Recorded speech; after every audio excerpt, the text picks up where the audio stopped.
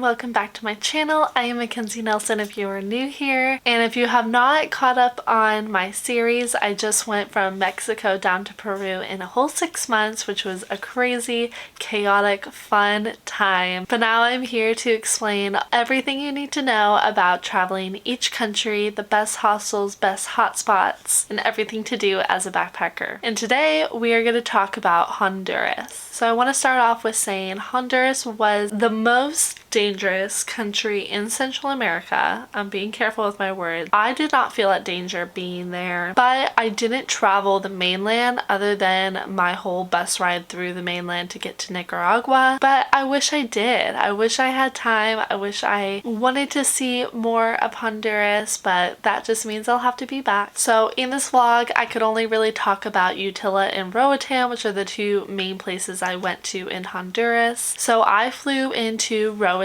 which is the bigger island on the Caribbean coast. This is a hotspot for scuba diving, for beach lounging. It is an older community, not so many backpackers, but more like vacationers. It was a stunning island though. I didn't see much of it because I was only there for a day and I walked everywhere, but what I did see, the crystal clear water, was mind-blowing. I stayed at Roatan Backpacker Hostel, and the owner Mel was marvelous. She was so friendly, and the hostel itself was very clean, very nice. I definitely recommend if you want to stay on Roatan. But from Roatan I went to Utila and I took the ferry. I think it was around like $25-30 US for the ferry one way to Utila. But once I got to Utila, I went immediately to my dive school because I learned how to scuba dive in Utila, and that was Paradise Divers. I cannot suggest Paradise Divers any more than I want to, if that even made sense, because I love them so much. They became a little family in the 2 weeks that I was there, but learning how to scuba dive in the coral reefs of Utila was absolutely amazing. It's one of the cheapest places in the world to learn how to scuba dive. The dive masters and instructors were so fun. I loved my instructor Aldo. I made some friends with the others and they were so great. I have 2 vlogs explaining my whole process of learning how to do my open water certification and my advanced open water certification, how much it costs, and a tour of the hostel, so make sure you look out for that. And they were a lot of time to edit, so make sure that you give it a thumbs up. But anyways, there are endless amount of things to do on Utila, but it is a very small island, very walkable and very cheap all around. No matter if you have to get a taxi or not, it's so cheap. I just spent my days getting coffee in the morning, editing vlogs, doing homework, and then diving the rest of the day. Then the parties happened, and the parties were crazy on Utila. It seemed like the bars knew what they were doing because every day there was like a tequila Tuesday and then a women's Wednesday and then a whatever Thursday. Like everybody knew what they were doing, and so every day of the week you seem to be out partying, which is not great when you're scuba diving, so be careful.